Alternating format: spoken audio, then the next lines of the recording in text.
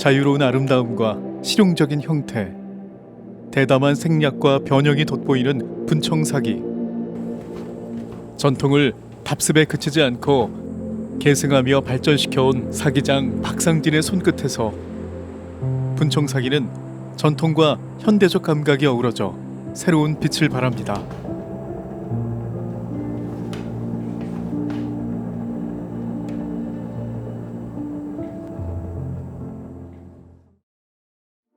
분청사기는 회색빛 청자인 회청사기의 표면에 화장토를 덧씌워 제작된 도자기입니다. 분청사기라는 이름은 1세대 미술학자인 고유섭이 명명한 분장회청사기에서 유래했습니다. 분청사기는 고려 말 사회 혼란 속에서 청자기술이 쇠퇴하고 도자기가 실생활에 널리 쓰이기 시작하면서 등장했습니다. 14세기 청자 제작은 특정 지역에서 대규모로 이루어지던 시스템에서 벗어나 전국 각지로 확산되었고, 이에 따라 각 지역의 특성과 경향이 반영된 다양한 도자기가 생산되었습니다. 이로써 분청사기는 다채로운 문양과 조형을 통해 고려 청자의 개성을 계승하면서도 조선적인 기형과 문양을 접목한 새로운 예술로 자리잡게 되었습니다. 조선은 관요가 설치되기 이전에는 전국에서 분청사기나 백자 등 도자기를 생산하는 지방 가마로부터 필요한 물품을 거두어들였습니다. 경기도 광주에서 나오는 분청사기의 파편은 상감 기법과 인화 기법을 사용한 파편이 주로 출토됩니다.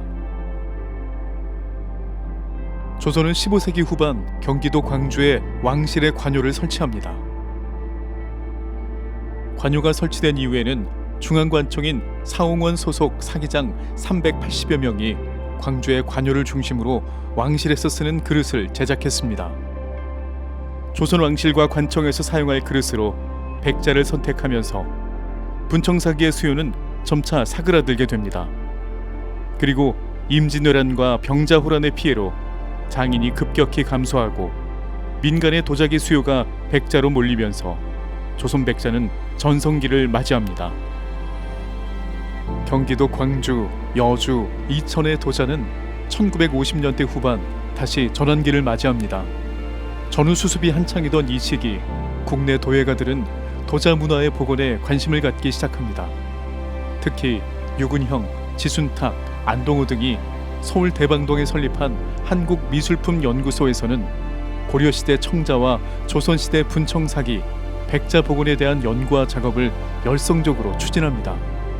그리고 경기도 광주, 여주, 이천 등지에 작업장을 두고 활발한 전승 복원 활동을 펼쳐나갑니다. 현재 경기도의 분청사기는 경기도 무형유산 박상진 사기장에 의해 이어져 오고 있습니다. 박상진 사기장은 1971년 지순탁 선생의 고려 도요에서 기본적인 도자 기술을 익힌 뒤 1974년 광주 왕실 도자기 초대 명장인 박부원 선생의 도원요에서 약 13년 동안 분청에 대해 공부했습니다. 이후 1987년 독립해 개천요를 설립, 50여 년간 분청에 몰두했습니다. 그 결과 2011년 경기도 무형유산 사기장으로 지정되었습니다.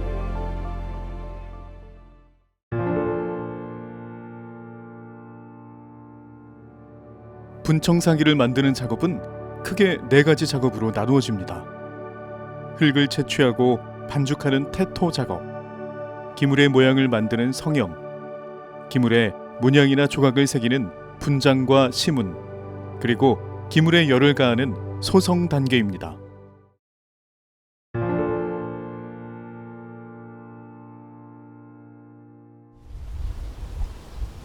박상진 사기장이 고향을 찾았습니다. 고향 정읍의 흙으로 분청사기를 만들기 위해서입니다. 이것도 좋다. 응? 네. 그리고 내가 여기저기 타보라는 거야. 그러면 조금 섞였잖아. 예. 여기는 그런 게 없잖아요. 이것도 가면 좋아요. 거기 가면. 근데 여기까지 와가지고 더 좋은 걸 가져가야지.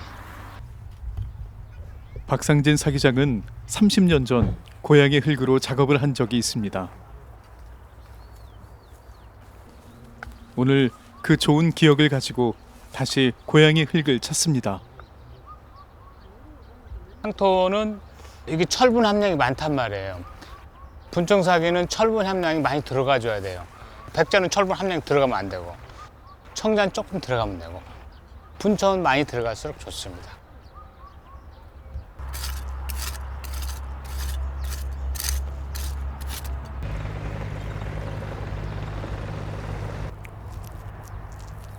도자기 흙으로 적합한지 부적합한지 그걸 확인하는 거예요. 굳이 뭐 여기까지 와서 항토를 흙을 써야 되느냐? 그거는 제가 한 30년 전에 이걸 그 정읍에 있는 항토로 써봤어요. 써봤더니 여기는 뭐 색깔이 굉장히 분청사기 했을 때 좀 부드럽습니다. 부드럽고 어떤 뭐 친근감을 준다 그럴까요? 그런 게 주고 그렇다 부드럽더라 가지고 약하고 그런 게 아니라 어떤 약한 것 같지만 굉장히 강하게 딱 틀을 잡고 있더라고요.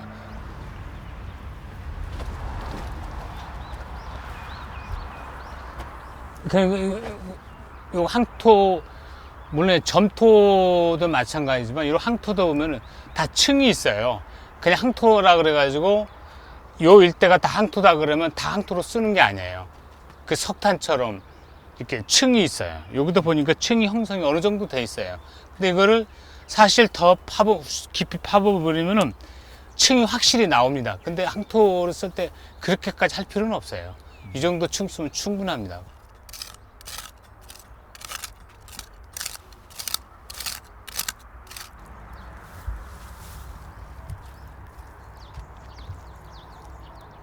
한 30년 전에 내가 쓰던 그거였으면 좋겠다. 그때 썼을 때 굉장히 좋았었거든요. 근데 왔는데 지금 보니까 그 흙하고 거의 흡사한 것 같은데 물론 그때 쓰던 흙보다는 조금 떨어지는 것 같기도 해요. 근데 이거는 구워봐야지 알아요.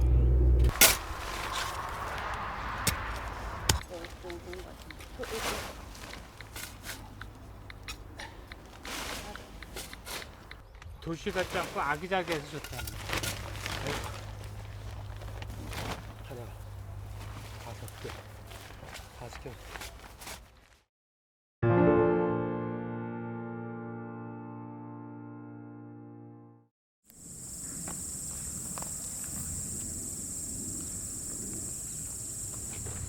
도자기에 쓰이는 흙을 만드는 수비 작업이 시작됩니다.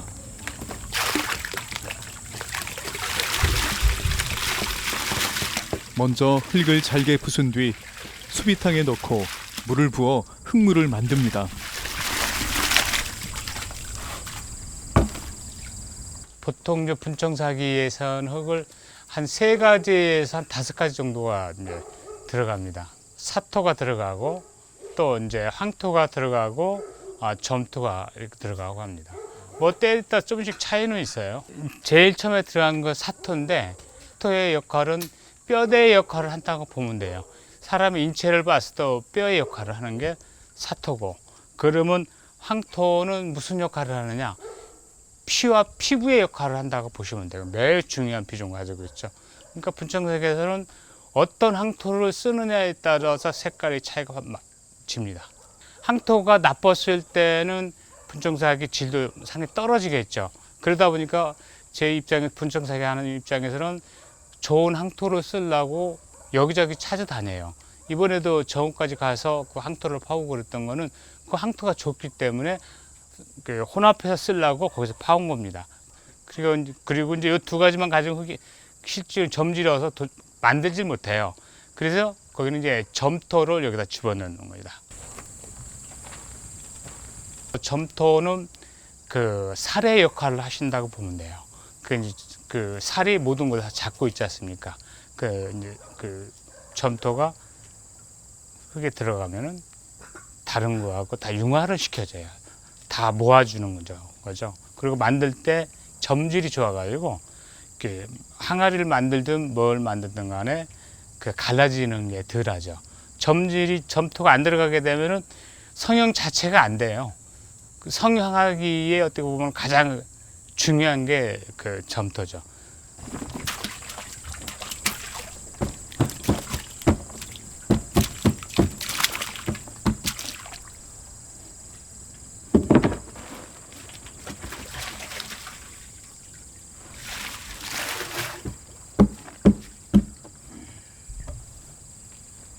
점토와 사토를 차례로 넣고 물에 잘 섞어줍니다.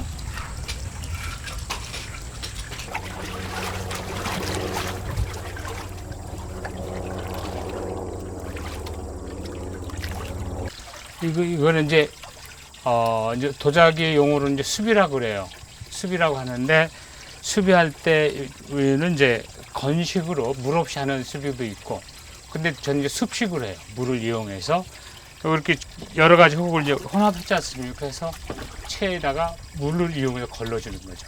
그래서 이제 물을 이용해서 체에다 걸리게 되면은 거친 건 다 걸리게 돼 있고.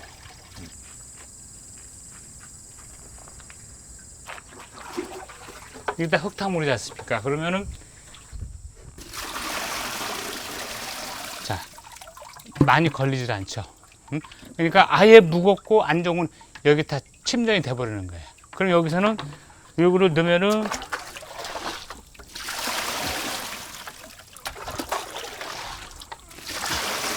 여러 번 넣어봤자 실질적으로 체에 걸리는 건 많지가 않아요. 그리고 그 흙물 내려가 저기 자체도 흙물이죠. 제가 계속 갈아넣는 거예요.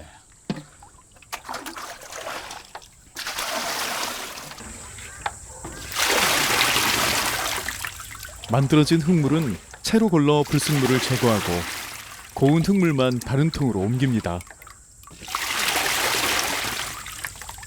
청자, 백자하고 분청하고 흙이 좀 달라요.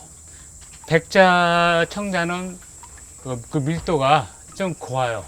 백자가 제일 곱죠. 그 다음에 청자. 그 다음에 분청은 밀도가 그렇게 곱지는 않아요. 그래서 이제 목수로 친다면 목을 어떻게 계산하는지 난 모르겠어. 80에서 100목 정도. 곱게 수비를 해야지 더 좋다. 뭐 거칠게 수비를 해야 좋다. 그거는 없어요. 그 취향에 맞춰서 쓰면 돼요. 그렇게 곱게 수비를 했다 하더라도 내 취향에 다른 걸 혼합해서 쓰고 싶으면 혼합해서 쓰는 거예요. 뭐 거칠게 뭐 사토질이나 무슨 더 넣고 싶다면 넣으면 되는 거예요. 분청색이 재미예요. 분청에 쓰일 흙을 만드는데 절대적인 기준은 없습니다. 자연스럽고 자유롭게 만드는 것이 분청사기의 특징입니다. 체에 걸은 흙물을 하루 동안 가라앉히고 광목천을 준비합니다.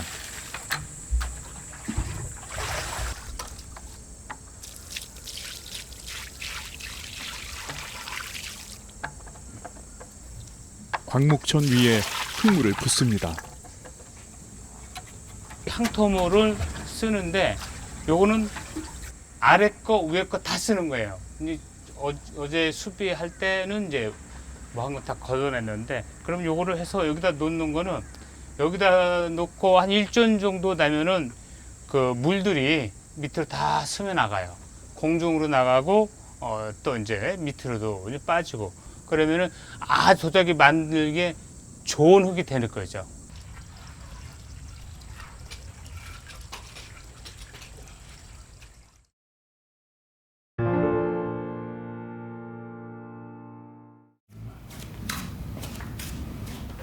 수비에 만든 흙을 바닥에 펼쳐 밟아주는 것을 연토라 합니다.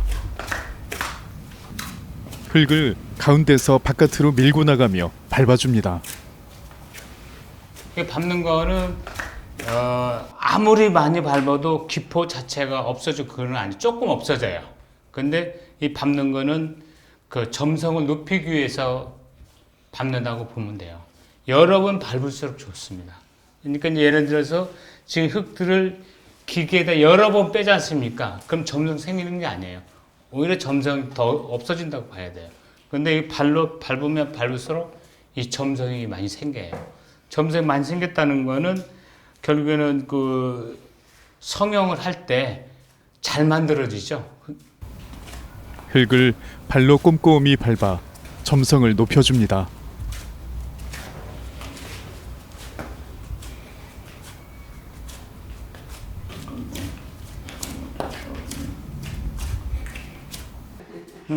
우리 이제 이수자 김가훈이가 이제 그 아버지도 도자기를 하셨고 지금은 이제 못 하시지만은 지금은 이제 도자기를 이제 전공을 했고, 분청사기를 한번 해보면 어떠냐 그런 설득을 시킨 거는 사실 10년 넘었죠. 훨씬 넘었죠.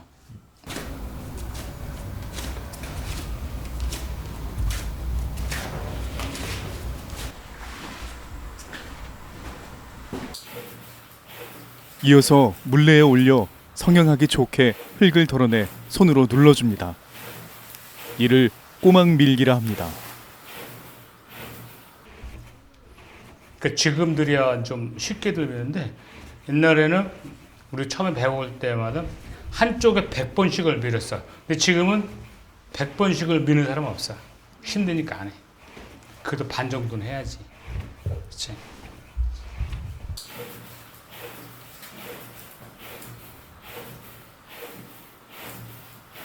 저게 100번씩 해야 된다는 게 사실 더 할수록 좋은 거예요. 왜 좋냐면은 이걸 여러 번 하게 되면 이게 기포도 빠지고 찰져요. 예를 들어가지고 우리가 송편을 만들 때도 여러 번 반죽을 해가지고 송편을 만들면 기가 막혀요. 만두도 마찬가지고. 이것도 여러 번 이게 반죽을 하게 되면은 흙이 나중에 보면 이게 굉장히 깔끔해 보이고 또 보기에도 멋있어 보여. 그러니까 만들면 기포가 없고 또 이렇게 하게 되면은 아래 위에 그 습도가 거의 맞아 떨어가지고 흔들림이 없어요. 습도가 이게 잘 미는 게 이게 잘 밀고 반죽을 잘 하고 못하고는 이 뒤를 보면 알아요. 요 간격들이 그렇게 큰 차이가 지지 않고 이게 비슷비슷해요. 그리고 이제 마치 해바라기가 쫙 꼽히는 것처럼 이파리처럼 그렇게 되는 거예요. 이 상태는 이게 제대로 반죽이 되어 가고 있다는 표시예요.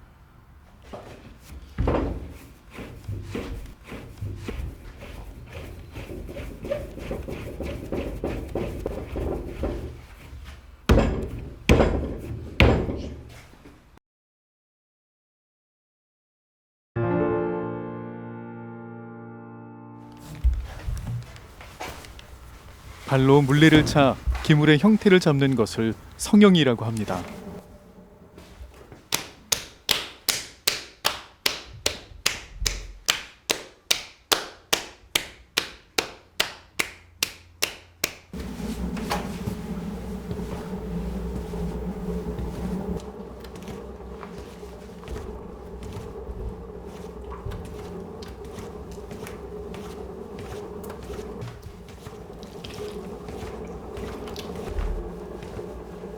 이 전통물레 성형할 때도 역시 중심 잡기가 가장 중요하다고 봅니다. 그래서 그 가급적이면은 중심이 흔들리지 않는 상태에서 저는 만드는 편이에요.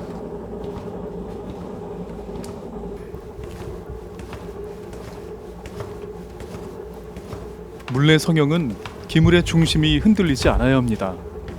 기물을 지지하는 손에 힘을 주고 기물이 삐뚤어지지 않게 성형해야 합니다.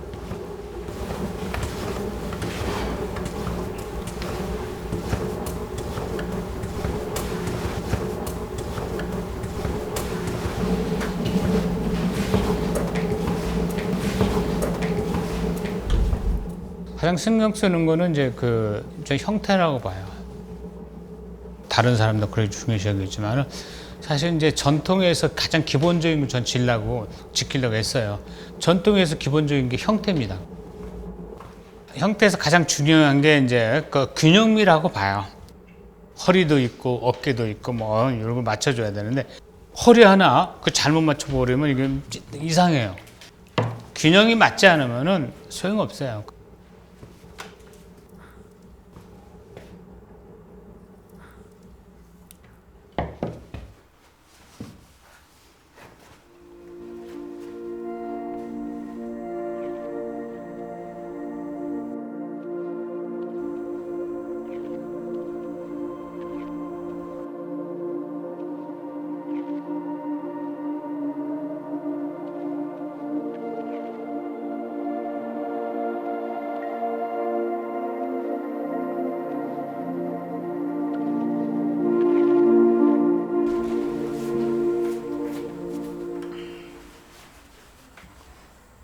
기물을 이틀에서 3일 정도 건조시키고 굽칼을 이용해 굽을 깎습니다.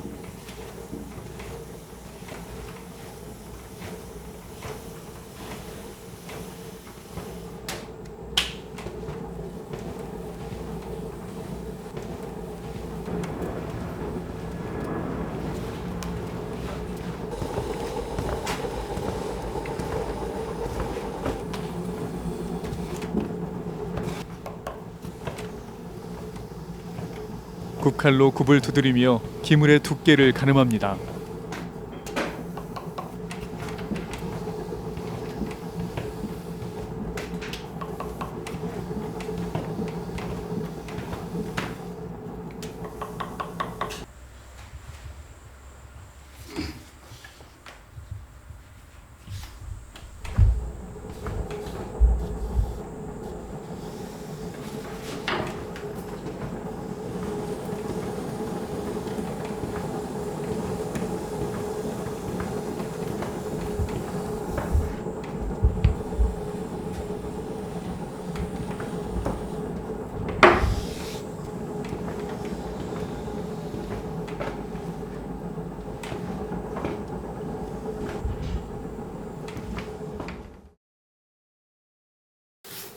완성된 기물을 하루 정도 건조시킨 후 장식 단계로 넘어갑니다.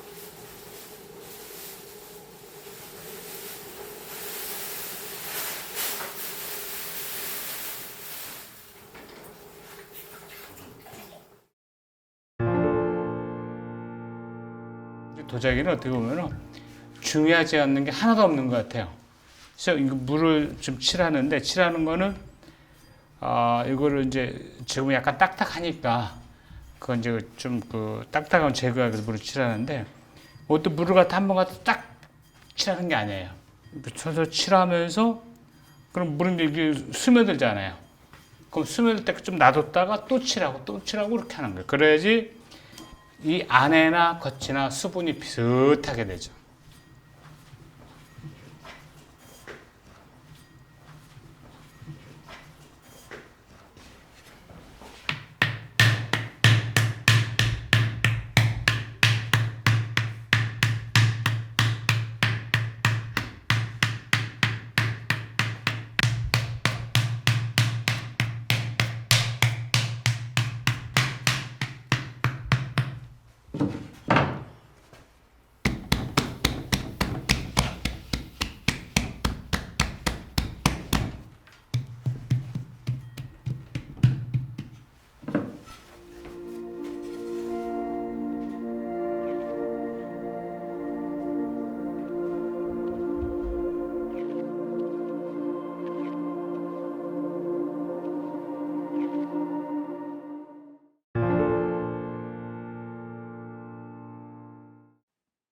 경기도 광주의 사홍원 분원 유적지에서 출토되는 분청사기의 상감 기법과 인화 기법을 사용한 도편이 주로 출토됩니다.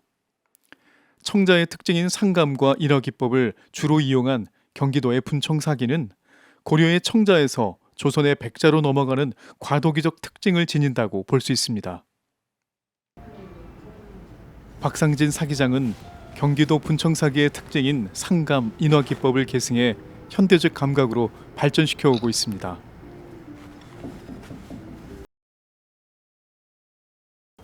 상감 기법은 색이 대비되는 문양을 만들기 위해 조각칼 등의 도구를 사용해 기물에 홈을 파낸 후 색이 다른 화장토를 홈에 넣어 장식하는 기법입니다.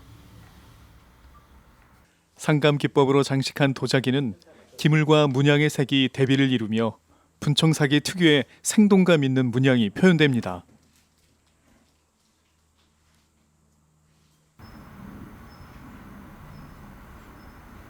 인화 기법은 작은 도장이나 틀을 이용해 기물 표면에 일정한 무늬를 반복적으로 찍어내는 기법입니다.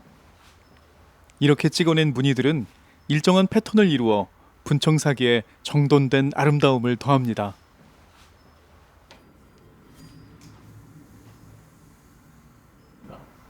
이거 이제 인화문 할 때 찍히는 부분이 똑같이 들어가야 돼요.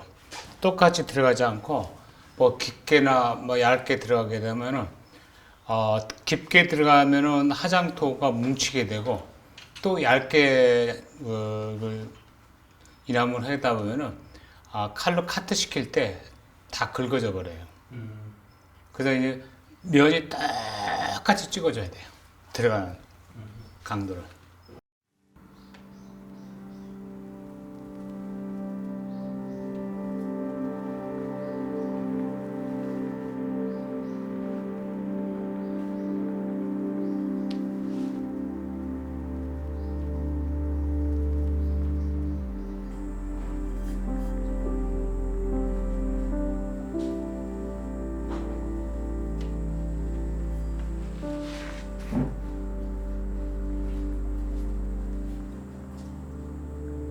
인화 기법으로 만들어진 반복적인 문양은 소박하면서도 균형 잡힌 미감을 선사하며 분청사기의 독특한 매력을 한층 돋보이게 합니다.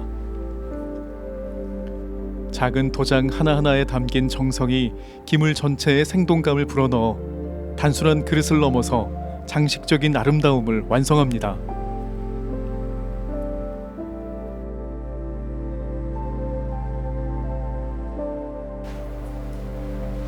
이어 기물에 화장토를 바릅니다.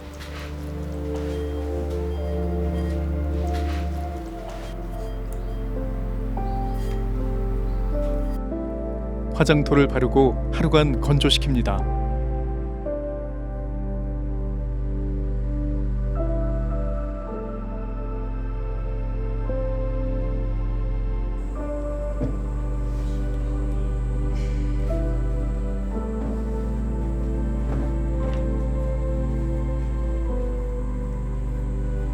건조된 기물 겉면을 긁어 홈 속에만 화장토가 남게 합니다.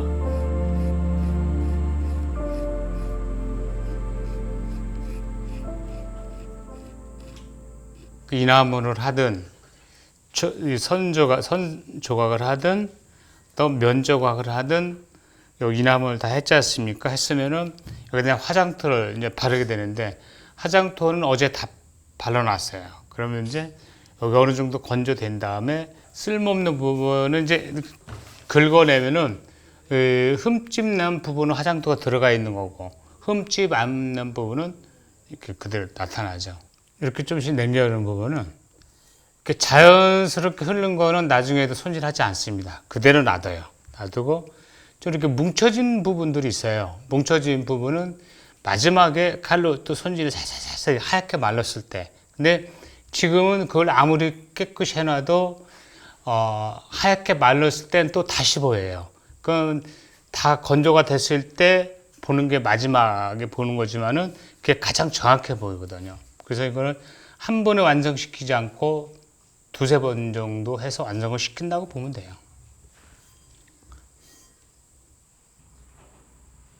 여러 번 손대고 시간을 투자하게 되면 아무래도 그만큼 정성이 들어가죠. 정성이 들어간다는 건 결국은 마음이 들어가는 거기 때문에 어느 정도 작업을 하다 보면은 도자기와 나하고 밀착감이 드는 그 느낌이 들 때가 있어요. 사실은 그때까지 작업을 해주는 게 맞아요.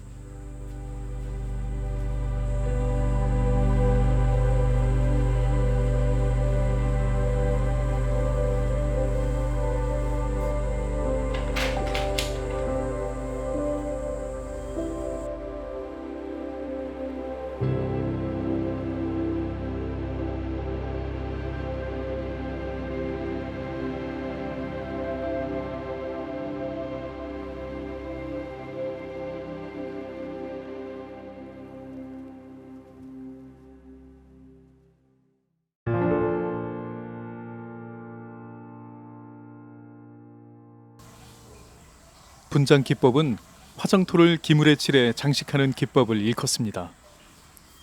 분장 기법 중 귀활 기법은 넓고 평평한 붓을 사용해 도자기 표면에 화장토를 거칠게 바르는 방식으로 이를 통해 자연스럽고 힘있는 붓질의 흔적이 남게 됩니다. 완성된 도자기의 질감과 음향 차이를 생각하며 붓칠하는 것이 핵심입니다.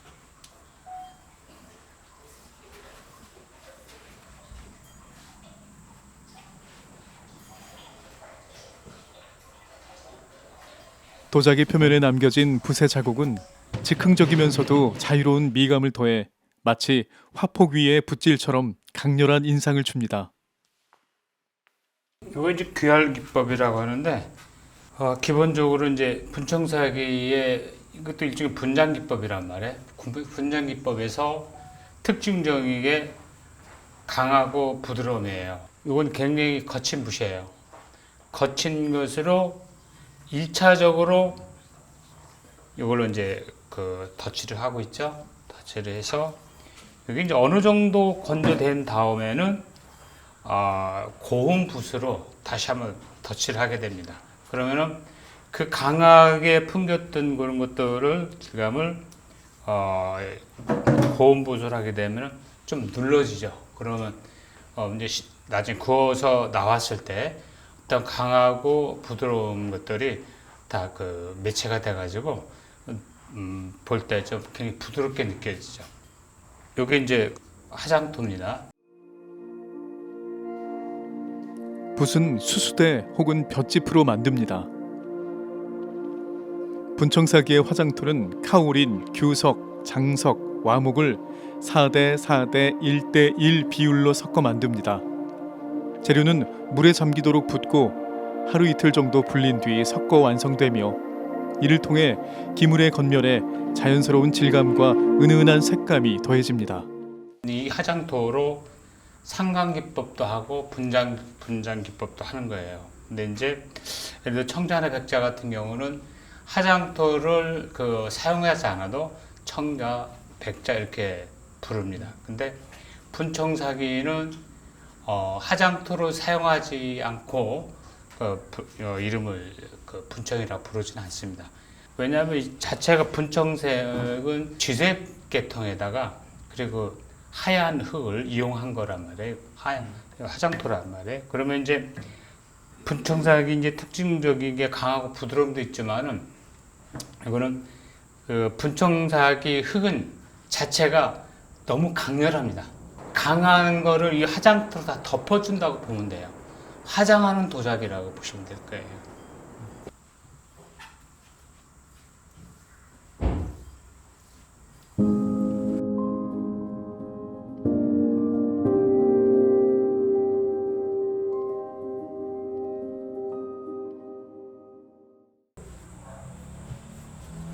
덤벙을 할 때 좀 설명해. 여기를 이게 굽이라고 그러지 않습니까? 굽을 편하게 만들어 놔요. 그걸 일자로 짤 때든가 일자로 하면 미끄러져 버리거든요. 그래서 턱을 지게 만드는 겁니다. 자, 넘어가겠습니다. 덤벙 기법은 기물의 전체 표면을 화장토에 빠뜨려 흙의 거친 질감을 그대로 살리면서도 은은한 백색의 매력을 더하는 방식입니다.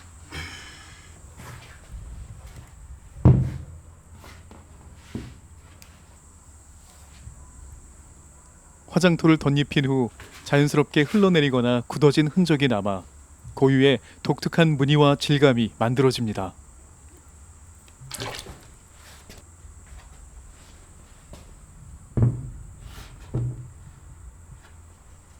이 덤벙 분청사기가 아주 일은 간단한 것 같지만은 실패 확률이 굉장히 많습니다. 이거는 여기에 조그마한 바늘구멍만한 흠이 나오더라도요. 이거는 질로 봤을 때는 아웃이에요. 그래서 굉장히 이런 거 할 때는 사실은 먼지 나도 안 되고 사실 이 상태에서 먼지 그대로 다 앉아버려요. 그래서 이런 걸로 인해 가지고 그런 효과를 누리기 위해서 별도 작품을 하는 건 있어요. 근데 이 전통적인 기법은 그런 건 하지 않습니다. 결국은 이게 거칠고 강함을 이 화장토로 다 덮어주는 거죠. 그 겨울을 생각하시면 될 것 같아요. 눈이 많이 오게 되면은 세상의 모든 지금 다 덮지 않습니까? 덤벙 그런 의미를 가지고 있다고 봅니다.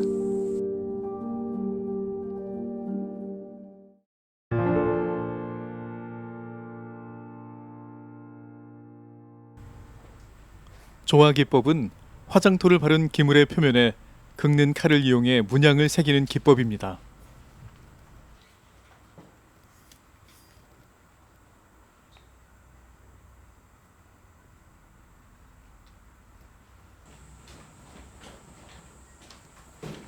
이 조화 기법은 박쥐 기법을 하기 위해서 전체 그림의 밸런스를 다 잡아놔요. 그러면 박쥐 기법을 하게 되면 잘 되죠. 편하죠.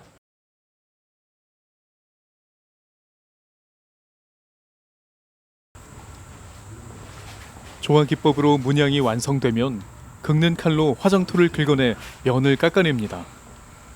문양의 면을 긁는 칼로 깎아내 색에 대비를 주는 기법을 박쥐 기법이라고 합니다. 그러니까 박쥐 기법을 할 때는 박쥐 기법으로 해서 뭐 문양을 만드는 거 아니에요. 이미 조화 기법으로 해서 문양을 다 만들어 버렸단 말이에요. 그러면은 박쥐 기법에서는 이 그림을 다 그려져 있으면은 쓸모없는 부분만 그 카트 시켜버리는 거예요. 그게 박치기법이에요.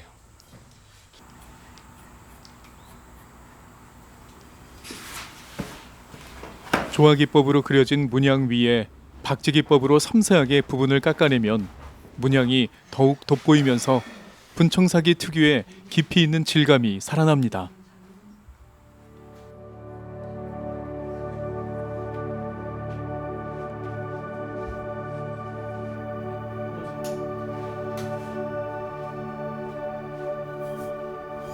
어떤 게 꼭 중요하다고 보기 좀 힘든데 굳이 중요한 부분이 어디냐 좀 답을 내린다면은 그 물고기의 등선이라고 봐요. 이 등선 요 하나가 어떻게 하느냐에 따라서 여기 이제 좌우되죠. 그래서 아래쪽에 아무리 별 뭐 하더라도 위에 등선만 잘 그려지면은 이 균형이 잡아가지더라고요. 그래서 등선을 중요하게 봅니다.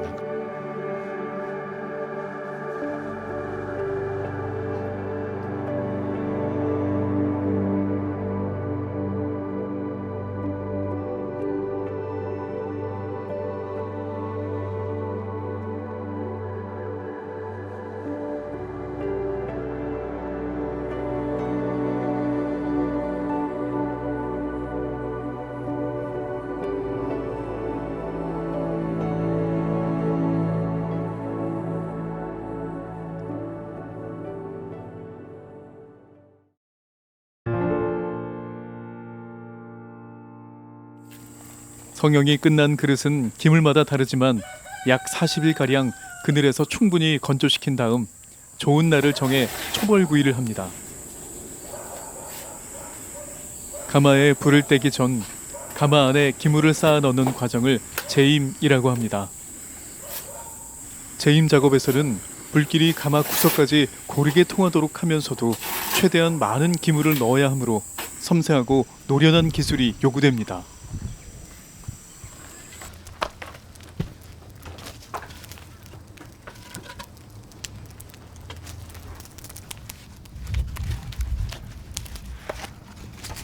초벌구이를 할 때는 800도에서 900도 사이의 온도로 서서히 불을 떼서 그릇을 구워줍니다. 시간은 초벌은 또 한 20시간 이상 떼죠. 초벌이 원래 시간이 더 많이 걸립니다. 물론 떼는 사람마다 달라요. 근데 저는 초벌 떼는 걸 더 훨씬 오래 뗍니다. 항토 자체가 좀 철분 함량이 많잖아요. 그래서 초벌에서 잘 깨지는 편이에요. 그래서 청자 백조와 다른 게 초벌은 상당히 장기적으로 떼죠. 대부분의 톡이나 기와는 한 번만 굽는 막재벌로도 사용할 수 있지만 요약을 시유하는 분청은 보통 2번을 구워야 합니다. 이는 초벌구이를 하지 않으면 그릇의 강도가 약해 시유할 때 다루기 어렵고 유약이 잘 융착되지 않기 때문입니다.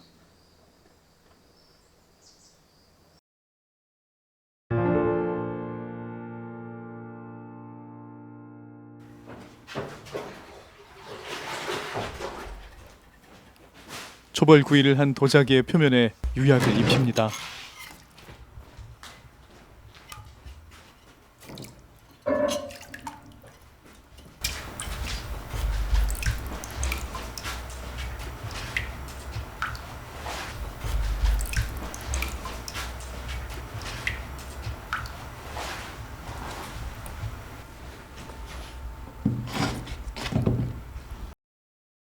분청사기 유약은 기본적으로 색은 없다고 보시면 돼요.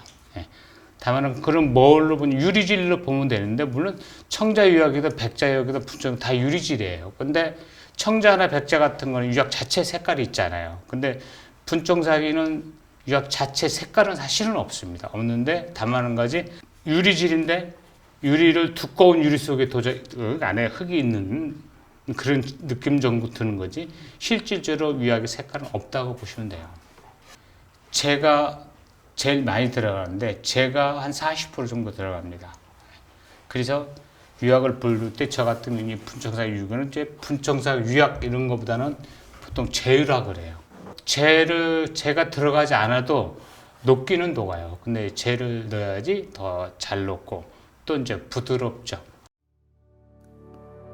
유약은 주로 참나무재, 규석, 장석, 석회석, 도석을 섞어 만듭니다. 참나무재는 유약의 자연스러운 색감과 질감을 더하며 규석은 유약의 녹는 온도를 조절해 도자기 표면에 매끄러운 코팅을 형성하는 역할을 합니다. 석회석과 장석은 유약의 재료끼리 잘 섞이게 해 재벌 구이에서 고온으로 구워질 때 유약이 안정적으로 도자기에 스며들고 광택을 내도록 돕습니다.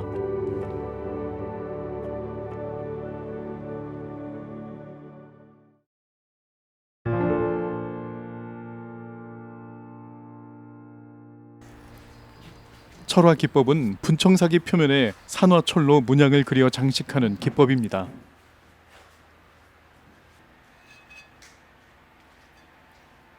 주로 붓을 사용하여 기물에 그림을 그리듯 문양을 표현하는데 산화철의 짙은 색감이 화장토 위에서 선명한 대비를 이루어 강렬하면서도 생동감 있는 효과를 줍니다. 산화된 철이 제일 많이 들어가기 때문에 이 자체를 굽기 전에는 이게 붉게 보입니다. 이 철을 토벌구이 한 900에서 한 1000도 사이에 철을 굽습니다. 구워가지고 그걸 이제 분쇄시켜서 이런 이런 데다 갈아가지고 쓰는 거거든요. 이게 이제 이런 그림에서 분청사기의 매력을 느끼는 거거든. 이거 미구정무지면 안 되고 그냥 틀리면 틀리는 대로 그냥 한번 딱 그리고 말아야 돼요.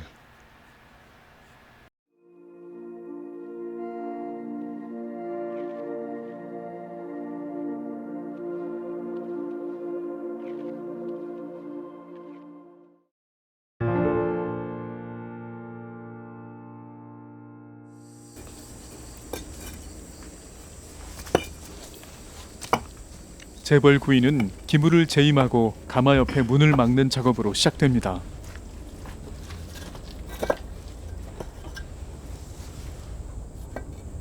그냥 잘 막는데 이걸 잘못 막으면은 그 불 뗄 때 많이 올라갈 때 이게 무너져 버려요. 그걸 주의를 주기 위해서는 뭐 작지만 흔들리지 않게 그 흙을 갖다 잘 떼어주고 그렇게 그러면 큰 문제는 없습니다.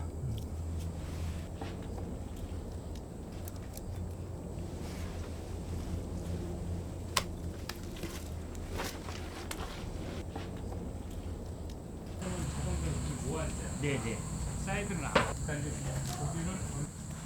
그러면은 그냥 나무를 일단 이제 거기를 어느 정도 꺼져주냐?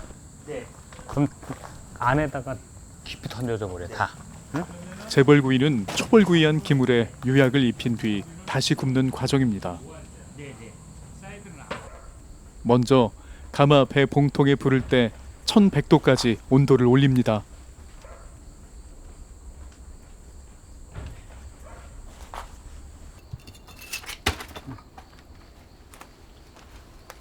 이때 가마 아래 온도는 첫 칸의 불의 밝기를 보고 가늠합니다. 여기 불이 가운데로 몰렸지. 네. 가운데로 불 몰리면 아웃이야. 응? 그래서 저쪽을 뗄 때 사이드를 꼭 중요시 여겨야 되고. 여기랑 여기요? 그렇지. 저쪽 끝에 이 앞쪽에. 그리고 네네네. 이 칸풀을 뗄 때도 마찬가지야. 네네. 가운데는 많이 넣으려고 생각하면 안 돼. 맨 끝에 앞에가 중점적으로 넣어야 돼. 네. 그러면 이제 가운데 같은 경우는 웬만한 그 온도를 다 커버가 되거든. 근데 네네네. 사이드는 커버 안 된단 말이야. 네. 이후 가마의 옆에란 창을 통해 칸 불을 때 온도를 1200도까지 올립니다. 이럴 때는 가운데를 넣는 게 아니라 앞뒤로만 넣어주는 거야. 처음에는. 박상진 사기장의 가마는 좌우가 넓어 다른 가마에 비해 공기의 드나들미 원활해 온도를 조절하기 용이합니다. 나무가 좀 모자랄 거야. 이제 분청 가마에서는 좀 넓게 잡아주는 거야. 아. 산소가 많이 들어가는 거야. 불을 뗄 때는 원칙적으로 뗄 때는 뭘 하냐면 저 뒤에서 불을 보는 거야. 나가는 걸요? 그렇지. 그래서 여기 뗄 때는 여기를 원래 빼버리는 거야. 그러면은 여기서는 불 잘 몰라. 근데 뒤에서는 어디가 불 세고 그런지 확실하게 보이지. 저는 이제 불을 뗄 때 꽉 채워서 그 채운다는 게 그 열량을 가득 채워서 가만히 불을 떼는 게 아니라 좀 조금 부족한 듯하게 연료를 공급을 합니다. 장작을. 그거는 뭐냐면은 분청사기에서 불이 많이 요동치는 게 변화가 생겨집니다. 근데 청자에서는 그 요동치면 안 되겠죠. 색깔이 여러 가지가 나오니까. 근데 제가 추구하는 분청사기는 어떤 분청사기에서 가지고 있는 특징적인 것들이 흙이 이제 많이 있는데 그 불을 어떻게 떼어지느냐에 따라서 그것 이제 변화가 와요. 그러면 예를 들어서 이제 붉은색도 나오고 검정색도 나오고 여러 가지 색이 나와요. 근데 색은 나오는데 이 색이라는 게 어떤 물감을 활용해 가지고 이 억지로 색깔 낸 거는 아니고 흙 자체에서 그 색깔이 우러나와야 되는데 그거는 사실 불로 잡는 게 맞죠. 그 분청사기의 멋이라고 하면은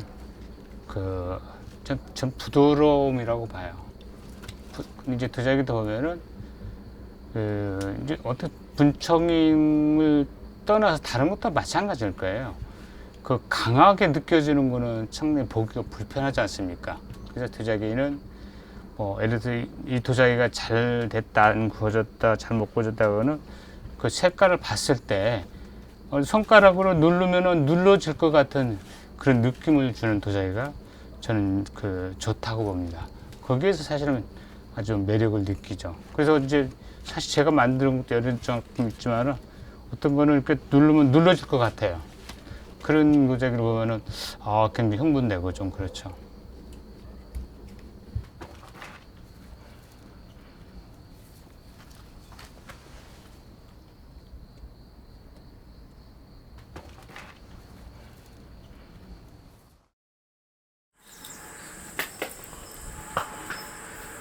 스무 시간 정도 불을 떼고 이틀에서 3일을 가마를 식힌 뒤 막은 칸을 열어 도자기를 확인합니다.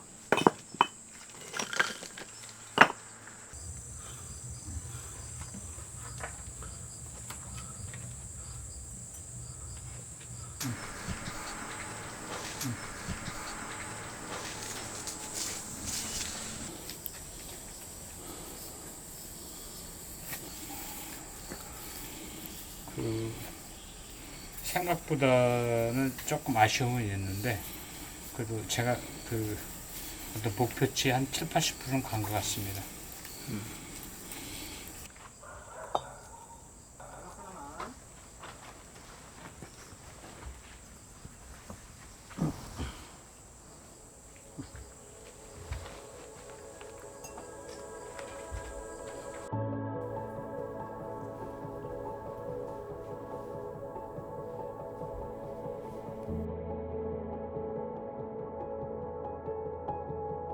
이 작품은 2007년 정도에 만들어진 것 같아요. 진짜 만들어졌고 여기 이제 이름은 박지 연암은 병. 한국인의 소박한 정취와 자연관 그리고 분방한 미감이 가장 오롯이 표현된 분청사기. 흙과 유약의 상태, 불의 온도, 화장토 위에 거침없이 그려낸 붓자국 하나까지 모두 박상진 사기장 내면의 심상이 우연처럼 혹은 필연처럼 밖으로 제 모습을 드러냅니다.